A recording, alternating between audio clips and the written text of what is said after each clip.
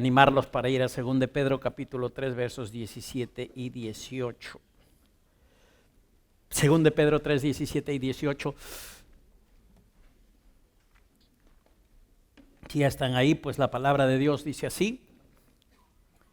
Segunda epístola de Pedro capítulo 3 versos 17 y 18. Dice así: así que vosotros, oh amados, sabiéndolo de antemano, guardaos, no sea que arrastrados por el error de los inicuos, caigáis de vuestra firmeza. Antes bien, creced en la gracia y el conocimiento de nuestro Señor y Salvador Jesucristo. A Él sea la gloria ahora y hasta el día de la eternidad. Y la iglesia puede decir amén. Y amén, porque eso está escrito. Ahora es interesante aquí lo que versos 17 y 18 nos muestra. Quizá el encabezamiento del verso 17 nos lleve a pensar de qué se trata el asunto, porque dice: vosotros, oh amados, sabiéndolo de antemano. ¿Qué es lo que sabemos de antemano? Porque ya hemos comenzado nuestra lectura en el verso 17. Dice: sabiéndolo de antemano. Bueno, para saber lo que es de antemano que nosotros tenemos que saber, sencillamente hay que mirar el contexto de estos versículos. Y ahí se nos enseña lo que sabemos de antemano, ¿ok? Así que vosotros, amados, sabiéndolo de antemano, ¿qué es lo que sabemos de antemano? Miremos algunos versículos que nos ayudarán en esto. Verso 3, este es el contexto del capítulo. Vamos al versículo 3 y leeremos otros versículos como el 8, 9 y del 15 al 18, ¿ok?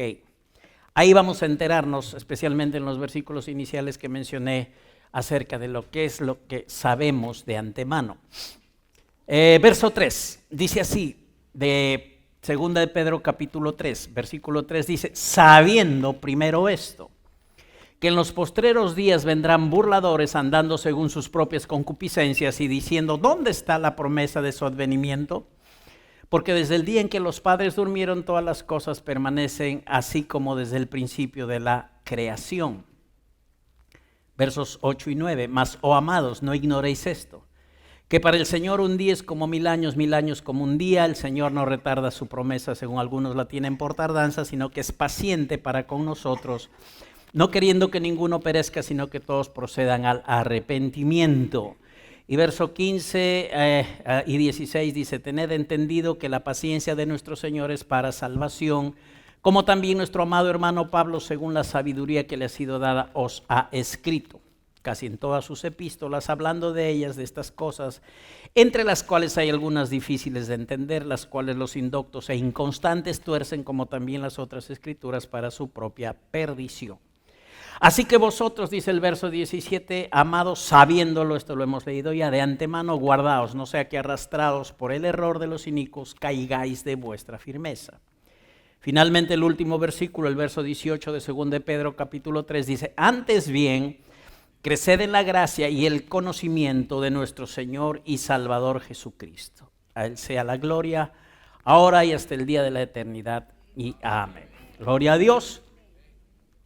Importante el contexto de los dos últimos versículos que leímos, 17 y 18 de 2 de Pedro 3. Su contexto nos habla del tiempo que hoy estamos viviendo. Estamos, como solemos decir, en los postreros días, y yendo un poquito más allá. A veces hay gente viendo la cercanía de la segunda venida de Dios, de Cristo, por las señales que la palabra de Dios nos enseña. Decimos que estamos ya en los postreros de los postreros días, o sea, ya pues inminentemente el Señor Jesús está para volver. Ahora, esto no es para nosotros una ilusión, una invención, un deseo, algo que se nos ha ocurrido. Sencillamente está escrito, y de eso está hablando el apóstol Pedro. Él está diciendo, sabiendo primero que en los postreros días habrá gente burladora. Este término burlador implica también que habrán falsos maestros que enseñan contra esta verdad de la palabra de Dios, que andan según sus propias concupiscencias, intereses, ideas, pensamientos, y toman como el punto de partida para manifestar estas concupiscencias es precisamente la segunda venida de Cristo. ¿Dónde está la promesa de su advenimiento? Ellos están queriendo decir: se habla, la iglesia dice, los cristianos creen que Cristo viene y Cristo viene. ¿Y cuándo viene? Dicen. ¿Dónde está la promesa de su advenimiento? Han pasado 100 años, 200, 500, 1000, 1500, 2000. ¿Y dónde está la venida del Señor Jesucristo? Bueno, la gente que piensa así y que porque no ve piensan que no va a suceder, sencillamente son los falsos maestros y los burladores de los cuales habla la Escritura, porque estos falsos maestros o burladores precisamente se paran haciendo esa pregunta: ¿dónde está Jesús? Él ha prometido venir, pero ¿cuándo viene? Es como que nos quieren hacer dudar de que lo que la palabra de Dios dice es la verdad, de que lo que está escrito no vale y más vale la evidencia del tiempo que está pasando, y eso tiene más preeminencia que la palabra de Dios. Pero nosotros sabemos que la palabra de Dios y el escrito está, vive y permanece para siempre. Esta gente que está pensando de esta manera está fuera de lugar, está equivocada. Es dable que en el mundo donde no hay conocimiento y revelación del asunto, la gente pues no acepte la venida de Cristo, pero aún así hay ideas que ya se están soltando en el mundo, como que en algún momento los extraterrestres van a venir y se van a llevar a un grupo de gente y bueno, van a desaparecer. Y en el mundo ya están diciendo de que atribuirán esas desapariciones de gente a los extraterrestres. Por lo menos tienen la idea de que algo va a suceder. Ahora, para muchos puede ser fantasía, puede ser ilusión, guión de película, no importa. Pero para nosotros sabemos que aunque esto esté tergiversado, está relacionado con Jesús viniendo a llevar a su iglesia. Nosotros tenemos la verdad por la palabra de Dios. Jesús viene por nosotros. Jesús viene por segunda vez. La segunda venida de Cristo está anunciada muchas más veces en las Escrituras que la primera venida de Cristo. Y la primera venida de Cristo se cumplió tal cual. Hubo anuncios, profecías en el Antiguo Testamento y Jesús llegó, y en el tiempo del cumplimiento Él apareció aquí en esta tierra. Y Jesús cumplió el anuncio profético. Si la primera venida se cumplió teniendo menos evidencias escriturales, ¿cómo no se cumplirá la segunda venida de Cristo, que tiene mucho más evidencias de la palabra de Dios? Innegablemente, respecto a su primera venida, Jesús nunca la anunció de propia boca. Respecto a la segunda venida dijo: Él me voy, no se preocupen, no se aflijan, yo me voy a hacer moradas para ustedes, para venir yo mismo y tomarme a sí mismo y llevarlos conmigo, para que donde yo estoy, ustedes también estén. ¡Aleluya! Respecto a la segunda venida, por su propia boca, Jesús dijo que va a suceder. Sin embargo, hay gente, hay falsos maestros, hay burladores que piensan que esto es una pérdida de tiempo, estar pensando en ello, y de que no es una realidad para ser cumplida. Y la Biblia llama a este tipo de personas gente que anda en su concupiscencia, y son burladores que andan haciendo esa pregunta. Pero Dios en el verso 8 nos dice: amados, no ignoren esto, para no tener problema con el tiempo. Porque a veces el tiempo pasa, la gente dice: el tiempo pasa, se nos va la vida, ¿cuándo será? Y pasan siglos y generaciones y no se ha visto la venida de Cristo. Pero oye lo que dice la palabra de Dios: amados, no ignoren esto, que para con el Señor un día es como 1000 años y 1000 años como un día. Dije en el primer culto que Dios no tiene calendario gregoriano ni juliano, nada de eso. Él es un Dios eterno, es permanente, es eterno. Nunca hay cambios en la eternidad, en el estado de Dios. El calendario es para nosotros. Aquí vamos viendo los días, semanas, años. Celebramos cumpleaños con un poco de aflicción, porque cada vez que pasan los años, ustedes ya saben lo que va pasando también. Pero para Dios no hay eso. Gloria a Dios. Él es nuestro Dios eterno. Entonces, para Él un día es como 1000 años como un día. Lo que no lo ha hecho en 1000, 2000, 3000 años lo hace en un ratito, ¿ok? Lo que pasó de siglos antes de la primera venida de Cristo, pues al pasar unos 800 años vino el cumplimiento de la palabra de Dios. Así es que tenemos que pensar en lo que la Escritura dice y mantener nuestro corazón firme en esta verdad, de que Jesús viene por su iglesia. Jesús viene por segunda vez. Que Dios no está retardando su promesa, como algunos están argumentando, sino que quiere que haya en el contexto de iglesia, quiere que haya unidad en el sentir espiritual de que lo que la palabra dice es la verdad, y que Jesús de verdad que Él viene. Aunque unos influenciados por el pensamiento secular, natural, estén pensando aún dentro de la iglesia que esto es una ilusión. Pero Dios es paciente y quiere que la gente se arrepienta de este tipo de pensamiento. Dios no retarda su promesa, quiere que la gente se arrepienta de esta manera de pensar.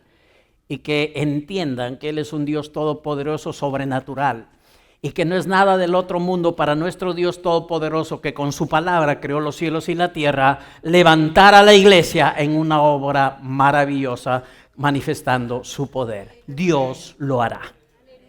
El hombre mismo puede volar. Se subió a un avión y vuela, se pone un motor a propulsión en su espalda y puede, como James Bond, salir volando también un poco. Y si el hombre puede hacer eso, ¿cómo no podrá Dios levantar a la iglesia? Él va a hacerlo de una manera sobrenatural. Pero esto no entra en la cabeza de la gente, entonces tuercen esta enseñanza y se burlan y dicen, pero ¿cómo va a ser posible? Y Pablo enseñaba acerca de eso y Pedro lo menciona, de que el Señor va a venir y los que han muerto en Cristo resucitarán primero y que los que estemos vivos seremos levantados y que nos encontraremos con el Señor allí en las nubes. Para la gente eso es difícil y dicen, ¿cómo será? ¿Cómo será que vamos a salir volando? Sí, literalmente vamos a salir volando. Cuerpos glorificados, obra del Señor. No es en tu propia habilidad. No es con motor hecho aquí en la tierra porque te quedarás a medio camino. Pero es el Señor haciendo. Aleluya. Y la gente tuerce. Se opone a este tipo de enseñanza porque en la mente natural no cabe. Pero Dios nos dice que Jesús viene por segunda vez a través de una enseñanza doctrinal muy fundamentada en su palabra, aún desde el Antiguo Testamento y también, obviamente, en el Nuevo Testamento. Entonces Dios es paciente y está dando oportunidad de que la gente pueda enmendar el rumbo en su manera de pensar respecto a la segunda venida de Cristo. Porque si la gente del mundo no cree, está bien, es aceptable, no conocen al Señor. Pero este tipo de enseñanza se ha colado en la iglesia. Hay gente que piensa que no hay arrebatamiento y lo está enseñando. Hay gente que está hablando de que Cristo ya vino y lo está enseñando. Y no dan cabida al cumplimiento de la palabra de Dios conforme a los eventos que están relatados en las Sagradas Escrituras, que son la palabra de Dios. Y a veces se busca versículos descontextualizados para tratar de enseñar que Cristo ya vino y se tiene que anular todo un libro como el de Apocalipsis para pensar de que este es un libro alegórico y simbólico y que no tiene nada de relación con la iglesia de este tiempo. Sin embargo, esta es la más alta, precisa y preciosa revelación profética que hay en las Escrituras. Es el Cristo glorificado, resucitado. En toda potestad, poder y sabiduría el que trae esta visión al apóstol Juan. Aleluya. ¿Cómo voy a negar eso? Jesús viene por segunda vez. Pero tenemos que mantenernos firmes en esto. Y la palabra de Dios, gracias al Señor, nos muestra en el verso 17 que hemos leído. Así que vosotros, sabiendo de antemano todas estas cosas que acabamos de mencionar, no sean arrastrados por el error de los inicuos y caigan de vuestra firmeza. Si la gente deja de mirar la palabra de Dios y de lo que la palabra revela, entonces puede caer de la firmeza, puede ser arrastrado al error. Y Dios no quiere que tú seas arrastrado al error, quiere que te mantengas firme en tu convicción, que surge no de tu mente carnal, sino de la palabra de Dios. Porque lo que está escrito es lo que vale, eso es lo que prevalece, aunque todo el mundo diga lo contrario. Ustedes nunca se dejen llevar por dichos de gente, de hombres, sino por lo que la palabra de Dios dice. Y todo el mundo puede oponerse a eso, pero si Dios lo dice, esa es la verdad.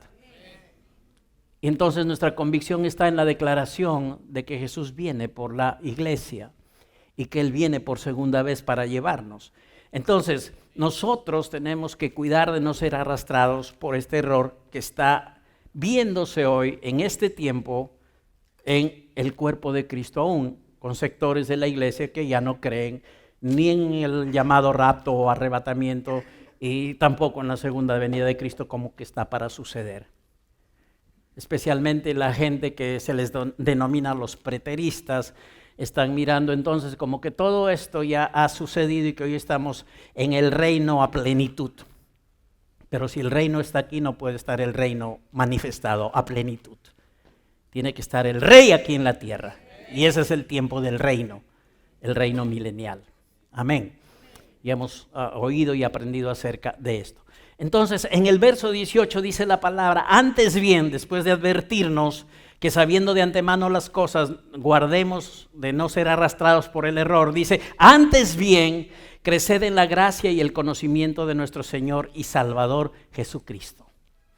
Esto es una aliciente para nosotros para saber de que hay una manera que nuestro corazón puede ser guardado para no ser arrastrados por el error. Dice, antes bien, crezcan en la gracia y el conocimiento de nuestro Señor y Salvador Jesucristo. La palabra nos está diciendo, si tú tomas tiempo para crecer en el conocimiento, en la gracia, en el conocimiento de nuestro Señor y Salvador Jesucristo, entonces vas a ser evitado de ser arrastrado por el error y caer de la firmeza de tu convicción. Necesitamos arraigarnos más mirando a Cristo, afirmarnos más en Él, en su enseñanza, en su obra y en todo lo que está relacionado con Cristo. Siempre Cristo para nosotros es nuestro todo, absolutamente todo. Como expresión del amor, de la voluntad de Dios, y si queremos conocer y saber de Dios, en Cristo está todo.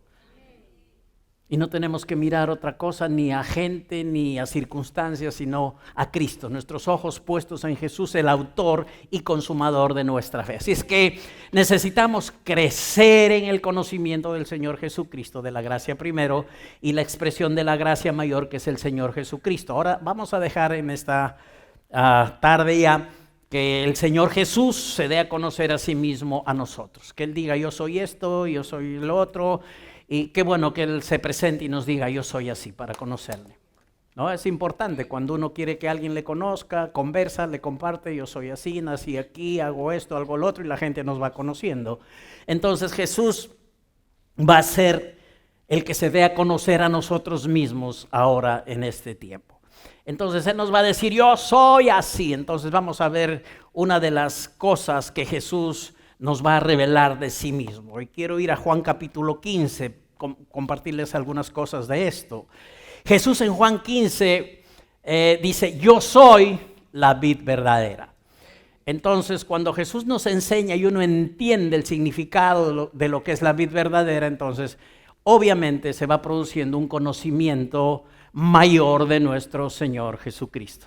Y si estamos creciendo en el conocimiento del Señor Jesucristo, estamos siendo guardados, cuidados, para no caer de la firmeza de nuestra convicción acerca de la segunda venida de Cristo. Eso es lo que la palabra de Dios nos enseña. Capítulo 15 de Juan, nosotros vemos tres secciones muy claras, una parábola donde Jesús dice que yo soy la vid verdadera y vosotros los pámpanos. También vemos un mandamiento que dice que se amen los unos a los otros como yo os he amado. Y vemos también una advertencia donde dice que seremos aborrecidos por el mundo porque este aborrece al Padre y aborrece a Jesucristo. ¿Ok? La gente es muy religiosa, pero en la práctica no hacen lo que Dios dice. Y hay un gran sector de gente en el mundo que está opuesta abiertamente a Dios. Y hay movimientos anticristianos, movimientos satánicos, de todo eso se está llenando el mundo. Y para nosotros no debe sonar raro. El mundo entero está bajo el maligno, así dice la Escritura. Ok, entonces tenemos ahí que el mundo aborrece al Padre y aborrece a Jesucristo mismo.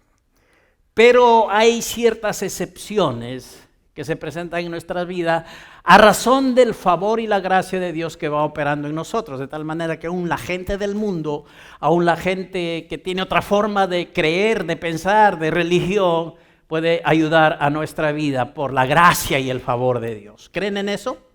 A nosotros nos pasó algo en este viaje que hemos tenido, íbamos para viajar de Madrid a Lisboa, en donde íbamos a embarcarnos y tomar el bus que nos iba a llevar, porque viajamos en bus de Madrid a Lisboa. Entonces nos pasamos del paradero donde deberíamos de haber bajado. Y allá pasarse del paradero donde nos tocaba bajar, pues significa mucha distancia recorrida, aparte de lo que deberíamos haber bajado ya, y pérdida segura, ¿ok? Porque estábamos ahí sin conocimiento de la ciudad, con el GPS y ese, pero hay una cosita ahí que ni el GPS te ayuda. Bueno, en fin, pasamos y mi hija Gabrielita dice, bueno, hay que bajar ya en la próxima parada, no hay otra, no nos queda nada más que hacer, esperar la próxima parada y entonces para bajar. Lo hicimos así, pero ya estábamos lejos del lugar donde deberíamos haber bajado para tener acceso al lugar de las empresas para hacer nuestro viaje. Así es que ya estábamos en modo perdidos. Modo perdido, dijimos. Así es cuando uno va por primera vez a una ciudad y pues bueno, le puede pasar eso. Y estábamos guiados por el GPS tratando de apuntar hacia la dirección que nos daba el aparatito. Y de repente estamos caminando en este sentido y en el sentido contrario venían dos personas, dos damas y una niña. Y de repente una de las personas que iba vestida con un traje de persona musulmana, pienso que era de marroquí, hay mucho marroquí ahí en Madrid, y venía con su turbante y todo, y nos habló muy amablemente diciéndonos que no avanzáramos porque allá no había paz, se habían cerrado y que ellas también querían pasar y no se puede. Y nos dijo regresen, y ahí se entabló la conversación y conversaban con Gabrielita acerca de, estábamos nosotros perdidos y queríamos ir a este sitio donde tomar el bus. Y la chica dijo, yo ayer estuve por ahí y nos trató de dar dirección, así como lo hacemos aquí en Chiclayo a veces, ¿no? Que ándate tantas cuadras para allá, de ahí te metes a la izquierda, de ahí te vas a la derecha, agarras de frente y bla, bla, bla. Y nos perdimos más. Parece que se dio cuenta y la gracia de Dios comenzó a fluir y dijo ella, yo estuve ayer por ahí, así es que yo les voy a guiar, vengan conmigo, yo les voy a guiar. Y fue gracia de Dios, de verdad que fue la gracia de Dios, que una mujer extraña, musulmana creo, nos guíe, nos pase por sitios bien feitos que era de verdad difícil para llegar, pero la gracia de Dios fluyó. Y finalmente nos llevó a una distancia donde se veía ya el lugar donde debíamos embarcar y llegamos, gracias a Dios, bien. Bueno, así fluye la gracia de Dios a veces, pero en términos generales el mundo no quiere saber de Dios. Este mundo entero está influenciado por el maligno y entonces están opuestos. Aún siendo religiosos y aún aceptando la existencia de Dios, hacen cosas contrarias a la voluntad de Dios. Eso no es nada novedoso, diríamos, para nosotros. Pero gracias a Dios porque nos asiste su gracia y está ahí cuando más lo necesitamos. Amén. ¿Cuántos de ustedes experimentaron la gracia de Dios algún día? Muchos días seguramente, muchas veces la gracia de Dios está en nosotros. Cada cosa que Jesús ha dicho tiene mucha riqueza en este compartir del capítulo 15 de Juan. En este último, yo soy la vid verdadera. Él ya había hablado varias veces acerca de lo que él era. Y él había hablado al pueblo, a multitudes 4 veces acerca de que él era el pan de vida, la luz, el buen pastor. Con Marta habló de que él era la resurrección y la vida, yo soy, yo soy, yo soy. Y finalmente con los discípulos habla de yo soy el camino, la verdad y la vida. Y luego habla de yo soy la vid verdadera. Esta fue una declaración solamente en el ámbito íntimo de los discípulos. Así es que hoy estamos como iglesia, como familia, en intimidad con Jesús. Y Él nos dice lo mismo, yo soy la vid verdadera y vosotros sois los pámpanos. Capítulo 15 de Juan nos habla de una nueva conversión, llamémosle así, que tiene que surgir en el creyente. Ustedes dirán, pero yo ya nací de nuevo, yo ya me convertí, nací tal día, tal fecha, en tal evento, en tal circunstancia, yo ya soy hijo de Dios. Pero te estoy hablando de algo que tiene que aparecer en tu vida, que todavía algunos no lo experimentan, y es el hecho de no ser solamente hijo de Dios, y esto es sumamente importante, y es el inicio de todo, pero también convertirte en un discípulo del Señor, es decir, servirle al propósito de Dios.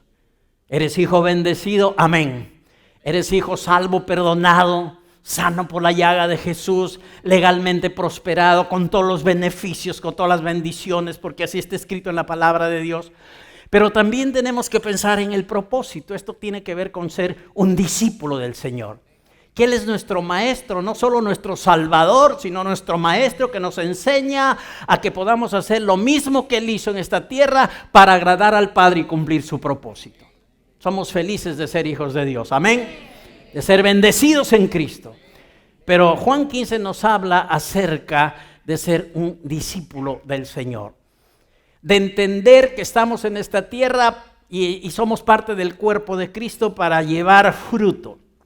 No para dar el fruto, pero para llevar el fruto. Y esto es por la fe y esto tiene dependencia mucho en primera instancia de Dios, así como cuando nacimos de nuevo. ¿Quién hizo la obra? ¿Quién nos persuadió? El Espíritu Santo. ¿Quién murió para ser salvos? Jesús. ¿Quién mayormente ha hecho la obra, lo más difícil, lo que nosotros no podríamos? Dios mismo. La Biblia dice, por gracia sois salvos por medio de la fe. Lo que no podíamos hacer lo hizo el Señor. Y por gracia somos salvos. Por la fe nacimos de nuevo. Bueno, el hecho de ser discípulos también sigue manteniendo la misma tónica. Igual, es por la fe. Y vamos a llevar el fruto. Ojo con esto. El discípulo, el que es pámpano, no da fruto. Solo lleva fruto. Y luego entenderemos la diferencia. Lo que es dar y lo que es llevar fruto. Una cosa es dar, otra cosa es llevar fruto. Jesús, que es la vid verdadera, es el que da fruto. Nosotros que somos los pámpanos evidenciamos. Cuando no hay comprensión de esto, la gente se esfuerza humanamente en su carne tratando de agradar a Dios y inventa sus propias cosas para agradar a Dios y siempre está fallando. Porque nuestro sitio es de pámpanos, no de la vid. La vid es Jesucristo, Él es la vid verdadera. El pámpano solo manifiesta. Solo sirve, la rama solo sirve para que el fruto cuelgue ahí y sea visible. Pero la rama no lo produce, la vid lo produce. Y en la vid está, en esa savia está la genética para producir el fruto. Y solamente en el pámpano, en la ramita se manifiesta. ¿Y quién es la vid verdadera? Jesucristo. ¿Y nosotros qué somos? Los pámpanos. Entonces recuerda que el fruto no es tu fruto. Es Jesús dando fruto a través de ti. De esto se trata Juan 15. Y esa declaración famosa de yo soy la vid verdadera, mi Padre es el labrador y vosotros sois los pámpanos. Entre otras cosas que Jesús dice. Vamos leyendo Juan 15 del 1 al 6. Juan 15 del 1 al 6 nos dice, yo soy la vid verdadera y mi Padre es el labrador. Todo pámpano que en mí no lleva fruto, lo quitará. Y todo aquel que lleva fruto lo limpiará para que lleve más fruto. Ya vosotros estáis limpios por la palabra que os he hablado. Permaneced en mí y yo en vosotros. Como el pámpano no puede llevar fruto por sí mismo si no permanece en la vid, así tampoco vosotros. Si no permanecéis en mí. Yo soy la vid, vosotros los pámpanos. Digan, Jesús es la vid, yo soy un pámpano. Él es la vid, yo soy un pámpano. El que permanece en mí y yo en él, lleva mucho fruto. Porque separados de mí, nada podéis hacer. Nada dentro del plan de Dios, nada agradable a Dios, nada de la voluntad del Señor se puede hacer si no estamos metidos en esta revelación de que Él es la vid y nosotros los pámpanos. Ahora, el ser humano tiene libre albedrío y hace lo que quiere. En la iglesia también a veces se da el caso. Dios trae dirección por la palabra, la gente está sentadita oyendo, diciendo amén, pero cuando se da una dirección siguen otra. ¿Por qué? Por el libre albedrío. Entonces lo que es correcto es que nosotros oigamos y sigamos la dirección de Dios. Que en la iglesia entendamos los principios de organización y estructura que Dios ha puesto para que su iglesia funcione y lo sigamos. Que si hay autoridades en la iglesia y hay autoridades delegadas, sigamos la dirección. A nuestra carne le choca, le duele y a veces no nos gusta. Y preferimos seguir lo que queremos, lo que sentimos, lo que nos parece.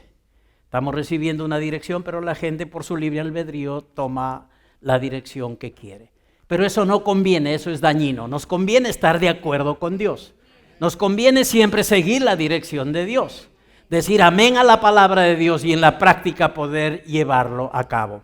Un sinnúmero de veces hemos visto sufrir a gente porque estuvo en la iglesia, pasó tiempo oyendo la palabra de Dios, dijo amén, cantó, alabó a Dios, pero cuando hubo que tomar decisiones conforme a la Biblia que les costaban a su carne, no quisieron seguirla y siguieron su propia decisión. Y hasta pensaron mal de los líderes, pensaron mal del pastor, que queremos controlarlos, que queremos enseñorearnos y cosas por el estilo, cuando la única intención de nuestro corazón es ayudarlos a crecer y saber que la autoridad que tenemos es para edificación y no para destrucción. Algo que nunca van a saber de mí es que yo quiero destruir sus vidas a través del ministerio y de la palabra. Yo estoy para bendecir sus vidas, para ayudar sus vidas, para que sus vidas crezcan.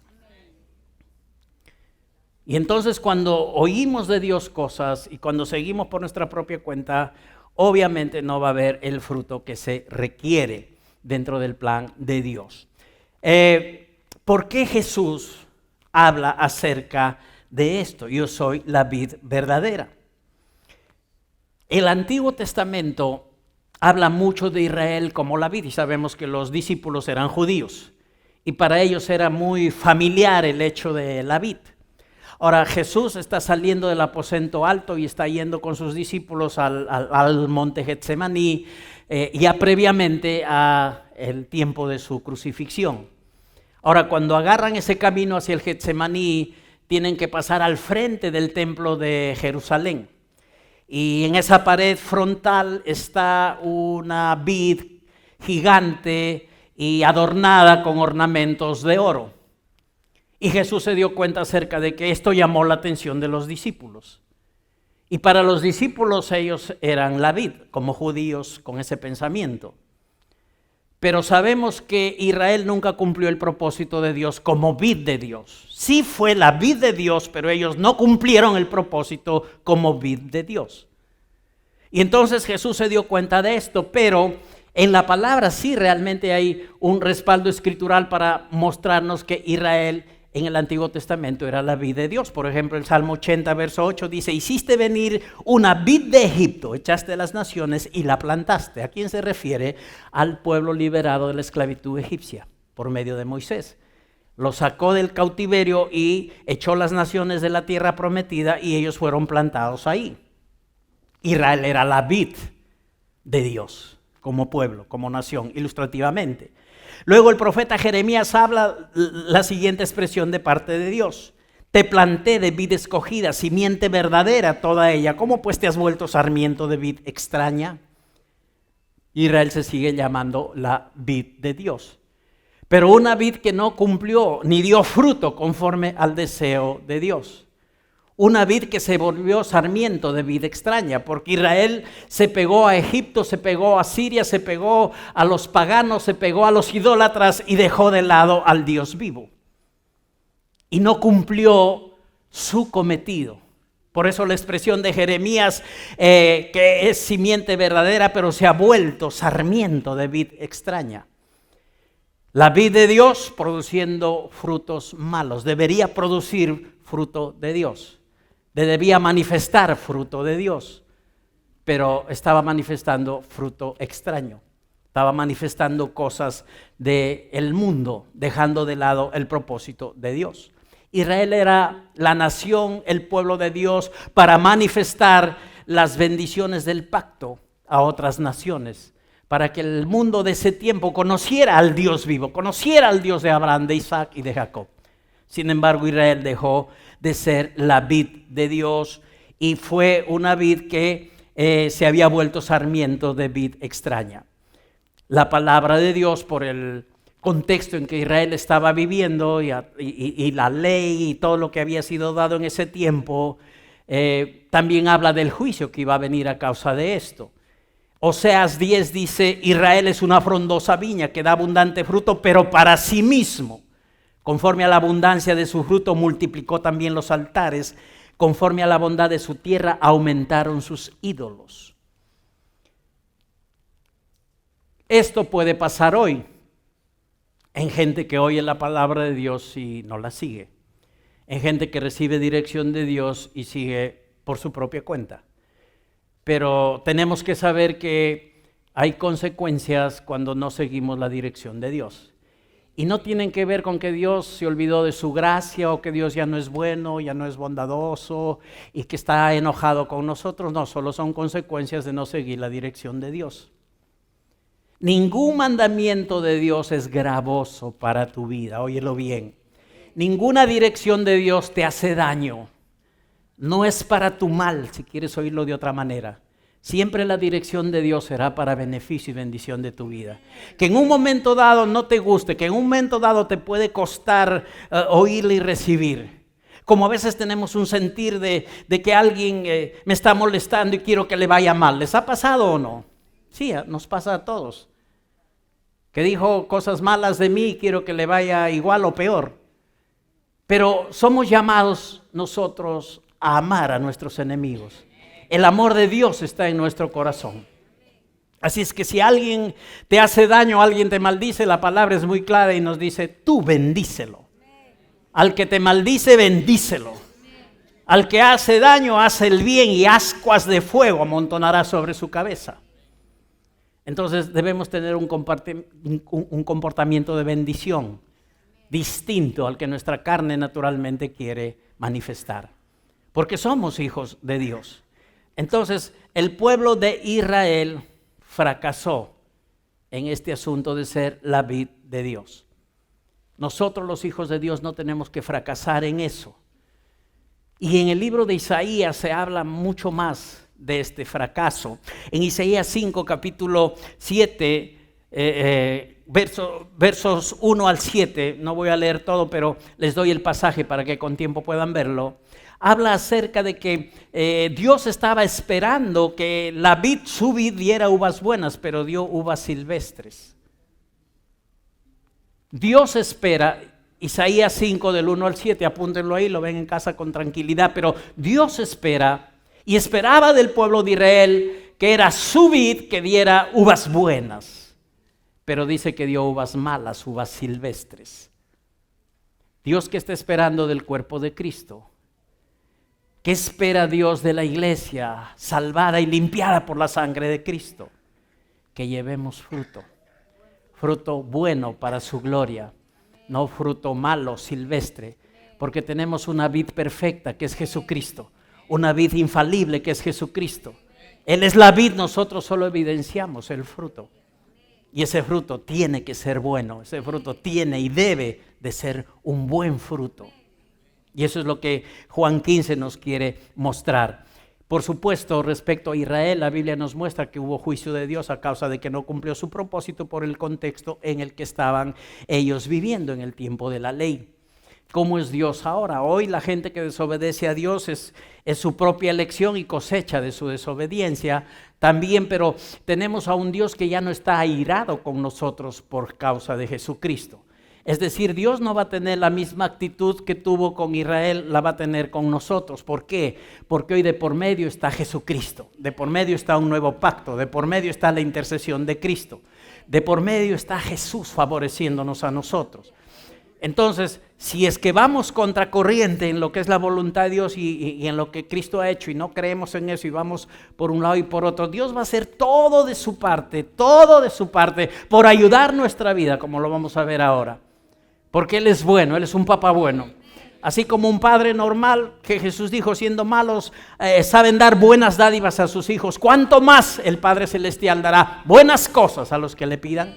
Entonces Dios va a persistir e insistir en esa declaración que Pablo hace en Filipenses, donde dice que la buena obra que Dios ha comenzado, la va a perfeccionar hasta el día de Jesucristo. ¡Aleluya! Dios no se cansa en esto por causa de Cristo. Porque en Cristo ya puso todas nuestras maldiciones, pecados y desobediencias. Y Dios es fiel a sus propios diseños y designios y a la obra de Jesucristo. Entonces Él se va a mover con nosotros mirando a Jesucristo, considerando a Jesucristo. Y por eso es que va a ayudarnos. Pero tenemos que enfocarnos en esto, que Jesús es la vid y nosotros solo evidenciamos el fruto. Somos los pámpanos que manifiestan el fruto. No somos los que llevamos el fruto. Jesús es la vid verdadera. Y a Jesús les explicó entonces esta parábola a raíz de que yendo camino a Getsemaní ellos pudieron visualizar esta inmensa y decorativa vid que había en la pared del templo. Ahora es interesante para nosotros que cuando Jesús habla de que Él es la vid verdadera, se está refiriendo a lo que es real. El Antiguo Testamento nos muestra a una vid que representa a Israel. Pero Jesús viene en el Nuevo Testamento para decir, yo soy la vid verdadera, yo soy lo real, no soy un tipo, no soy un símbolo, soy la realidad para ustedes. Soy esa vid que si ustedes reciben de mi savia y ustedes se ponen en el lugar de pámpanos, van a llevar buen fruto. Israel no lo pudo hacer en el Antiguo Testamento, pero yo soy la vid verdadera para que ustedes que creen en mí lo hagan y puedan llevar fruto, más fruto y mucho fruto. Porque de eso es lo que hablaba Jesús en Juan capítulo 15.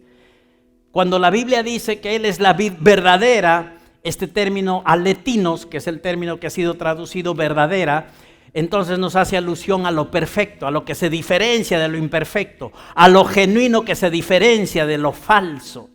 Jesús es la vid verdadera, en el sentido en que Él también es la luz verdadera. Él es el camino, la verdad y la vida. Es la revelación final y completa de la verdad espiritual, significa este término verdadera. La fuente final y única del sustento espiritual. No hay más aparte de Jesús. No tenemos que buscar más que en Jesús. Quienes pretenden ir por otras cosas aparte de Jesús, otras fuentes aparte de Jesús, siempre van a fracasar y van a terminar en el error. Porque Jesús es la plenitud, es aquel que todo lo llena en todo. Y de Él todos nosotros tomamos todo lo que estamos necesitando. Por eso la Biblia habla que estamos completos en Él. Digan, estoy completo en Cristo. Digan, no necesito más. Estoy completo en Cristo. Yo soy la vid verdadera, denota que Él es la realización final, más completa de la esperanza de Israel. Israel, como una vid en el antiguo pacto, nunca logró su objetivo. Con el Señor Jesucristo, los que creen en Él, sí van a lograr su objetivo de llevar fruto, más fruto y mucho fruto. Él vino como la vid verdadera y logró todo lo que Dios quería que Él como Mesías hiciera. Interesante es que Jesús dice, yo soy la vid verdadera y mi Padre es el labrador. Él involucra al Padre. Porque siendo Jesús, que era sin mancha, que era inocente, por cuya sangre no corría el pecado, porque Él fue engendrado por el Espíritu Santo, y Él pensemos que podría tomar decisiones correctas siempre, pero Él hizo una cosa, mostró dependencia del Padre. Él no hacía nada por su propia cuenta, ni siquiera era capaz de hablar palabras por su propia cuenta, y Él podría hablar solamente cosas correctas. Pero Él dijo, yo no hablo por mi propia cuenta, sino lo que oigo hablar al Padre. ¿Y que estaba demostrando? Una dependencia total con el Padre. Eso era lo mismo que Él requería que nosotros o que los discípulos también tuvieran en cuanto a Él. Por eso hablaba de la dependencia con el Padre.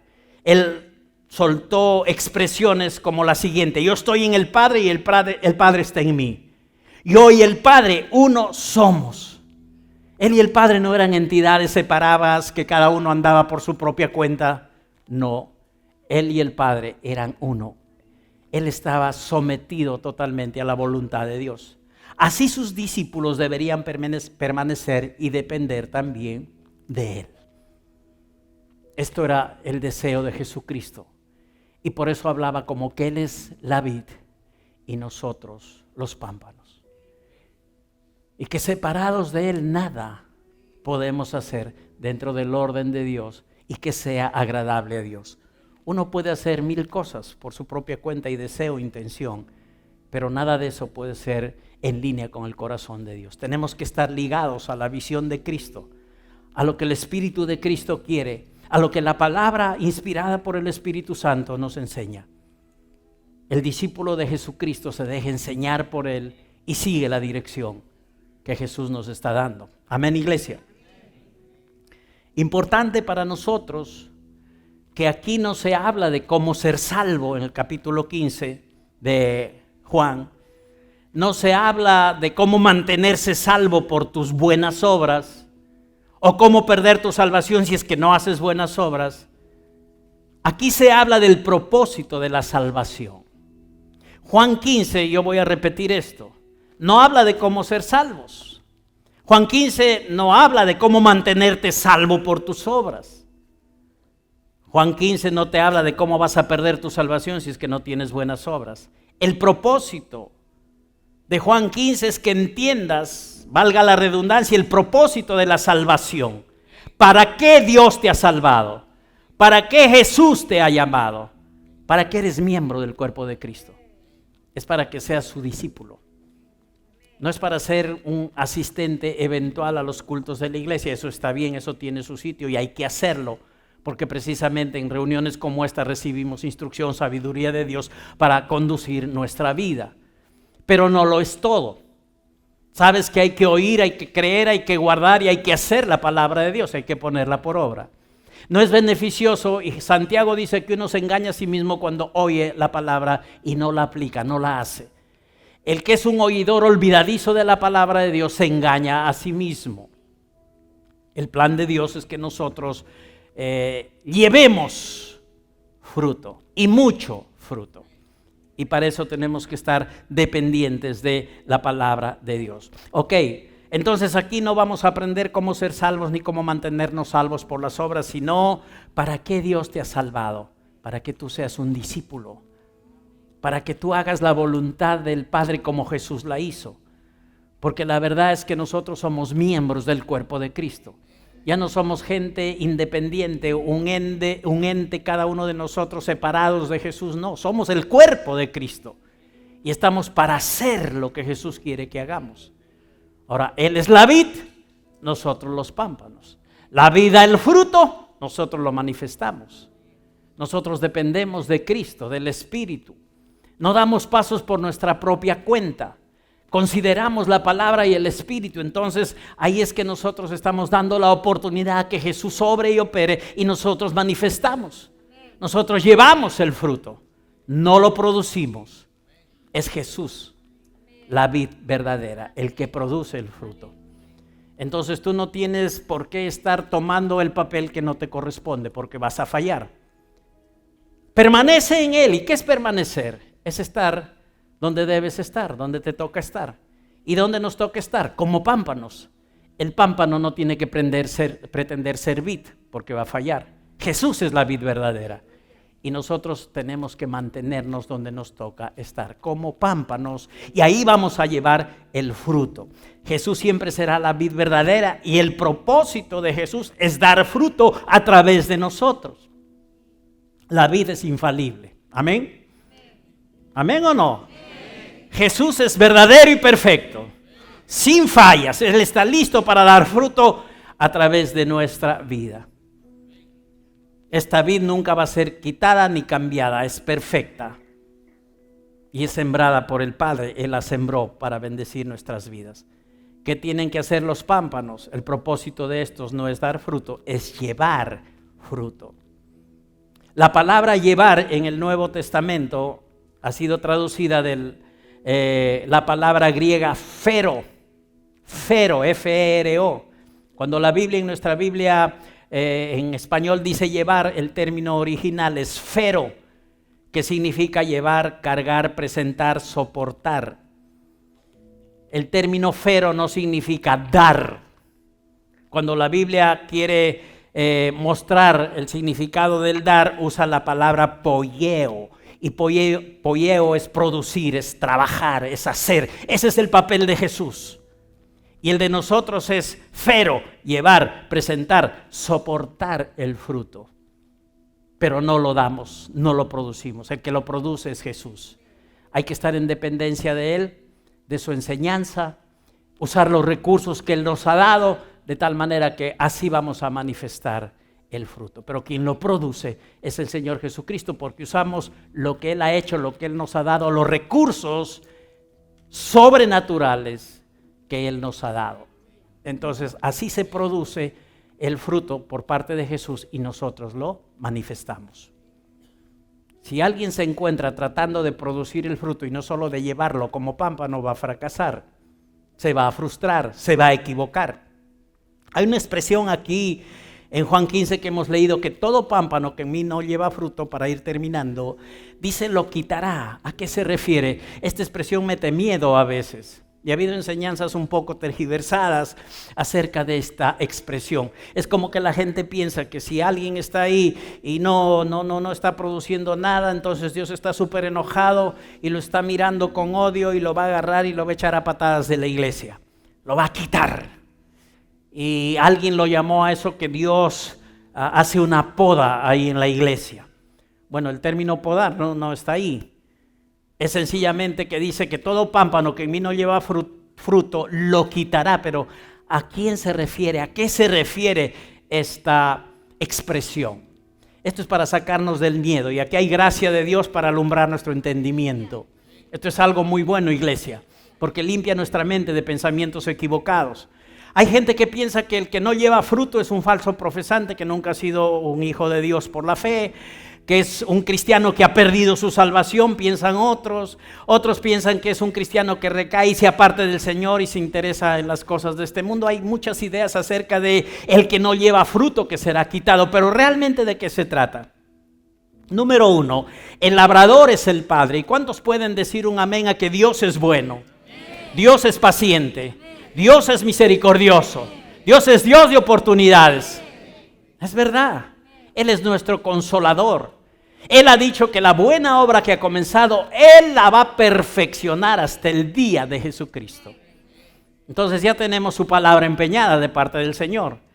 Entonces este término que el que no lleva fruto lo quitará, no quiere decir que Dios está buscando gente para sacarla de la iglesia, de su plan y su propósito. Dios siempre será bueno y quiere ayudarnos a cumplir su propósito. Si hemos fallado, Él nos perdona y quiere levantar nuestra vida a su propósito. Si no estamos haciendo lo que deberíamos estar haciendo, Él nos muestra por su palabra y nos ayuda para que realmente nos encontremos haciendo el propósito para el cual hemos sido salvados y llamados a ser hijos suyos. Él quiere siempre ayudarnos. Él es un Padre bueno. Y tú por tu hijo haces eso. Y nadie es mejor padre que Dios. Ningún padre bueno, súper bueno que se considere así, es mejor que Dios. Entonces los padres buenos, como Jesús dijo, para que nadie se la crea, siendo malos, saben dar buenas dádivas. ¿Cuánto más el Padre Celestial? Entonces, iglesia del Señor, esto es importante. El Padre es un labrador fiel y bueno. No va a quitar o arrancar a los pámpanos porque se enojó y le da la gana de estar sacando gente de su iglesia y del cuerpo de Cristo. Es interesante que la palabra original que ha sido traducida quitará, porque dice, todo pámpano que en mí no lleva fruto, lo quitará. Para nosotros quitar es hacer de lado, arrancar, botar. Ya, lo quito, ¿no? Es la idea. Pero en el oriente no era así. Por supuesto tenía también esta connotación, pero no era la única. Ahora entiendan esto. El término quitar es la traducción del original airo. Airo, así como suena, A-I-R-O, airo. En nuestra Biblia dice quitar, en el original dice airo. ¿Y qué significa airo? Sí, tiene que ver con quitar, por ejemplo, es usado en Juan 1:29, donde dice que Cristo es el Cordero de Dios que quita, usa airo, quita el pecado del mundo. Pero no es el único significado, tiene muchos más significados con más peso que este significado de quitar. Ahora, ¿qué más significa airo? Alzar, cargar, levantar, llevar, recoger, sostener, subir, tomar. Todos esos son los significados de airo. Y estos significados se encajan dentro del contexto de Juan capítulo 15, donde Dios, que es bueno y misericordioso, con aquel que no da fruto, ¿qué hace el Señor? Lo levanta, hermanos, lo alza, lo lleva, lo recoge, lo sostiene, lo estira, le da crecimiento, porque Él es un Padre bueno, quiere que sus hijos cumplan su propósito. En Israel, cuando los agricultores que se dedicaban a cultivar los viñedos, veían una planta de vid que había caído y lo tiraban al suelo, no la cortaban. ¿Sabe lo que hacía? Le hacían lo que aquí llamamos su parrillita, la amarraban a esa parrillita, la ponían derechita y la levantaban. Porque mientras estuviera tirada no iba a dar fruto. Hay gente que se ha tirado al suelo por causa del diablo, le han creído al diablo en sus mentiras. Y no estarán produciendo en sus vidas porque están metidos en el temor, en el afán, en la angustia, y no tienen libertad para servir a Dios, y están tirados en el suelo, no tienen libertad para disfrutar la vida cristiana, y están tirados en el suelo, llenos de dudas y de temores en cuanto a Dios. ¿Y qué hace Dios con la gente que está tirada ahí? No la corta, no la bota, porque los ama. Y Cristo ha muerto por ellos y ha derramado su sangre por ellos. Y lo que Dios hace es alzarlos, levantarlos, estirarlos, orientarlos hacia la luz para que crezcan y puedan dar fruto. Eso es lo que significa para nosotros el hecho de que Dios quitará a aquel que no da fruto. Es decir, lo ayudará, lo levantará, lo alzará, lo podrá recoger, lo podrá subir y sostener. Eso significa airo. Entonces para nosotros no es poda y pensar de que el que no da fruto va a ser cortado y quitado y botado. No. Hay una vida perfecta que ha sido puesta en una cruz para llevar los errores, los pecados de todo el mundo y de los nuestros también. Entonces Dios es nuestro ayudador y Jesús es la vid y nosotros los pámpanos. Y recuerda que tu posición siempre es esa, de pámpano, no de vid. Y solo te toca manifestar el fruto que Jesús produce a través de ti. Teniendo en cuenta la gracia, el amor, la paciencia, el plan de Dios, y que Él ha comenzado la buena obra que va a perfeccionarla hasta el día de Jesucristo. Aquí se refiere en Juan 15 al ministerio positivo de alentar al pámpano sin fruto y de recogerlo y levantarlo para que dé fruto. Eso es lo que significa que al pámpano que no da fruto lo quitará. No es lo cortará y lo botará, es lo ayudará y lo levantará para que pueda dar fruto. A mí me conmueve la bondad de Dios, la gracia de Dios y la sabiduría de Dios. Ahora, cuando no escudriñamos la palabra y la vemos por encimita, podemos entrar en temor y decir, uy, voy a ser cortado, Dios va a cortar a tal o cual persona. Ahora, Dios nos exhorta, nos corrige porque nos ama, nos disciplina, todo eso es cierto, pero lo hace con amor y con propósito de que sigamos avanzando, nunca de cortar nuestra vida de su plan. Uno mismo, por ignorancia y por no dar oídos a la palabra de Dios y seguir la dirección del diablo, puede cortar el plan de Dios. Pero déjame decirte algo, Dios no va a cortar él mismo su plan en tu vida. Él nunca lo va a cortar. Él va a estar empeñado siempre en sacarlo adelante, en llevarlo adelante, en ayudarte para que cumpla su propósito. Pero entiende que Jesús es la vid y tú solamente eres el pámpano. Él produce, tú llevas, en dependencia de Él. Así como Jesús dependió del Padre en todo, así tenemos que depender. Porque separados de Él, Él lo ha dicho, absolutamente nada podemos hacer. Siempre por la palabra va a trabajar el Señor en nuestra vida. Él le dijo a sus discípulos, ustedes ya están limpios por la palabra que les he hablado. Yo soy el verbo que se hizo carne, ustedes me han oído, me han recibido, los llamé y me han seguido. Ustedes ya están limpios.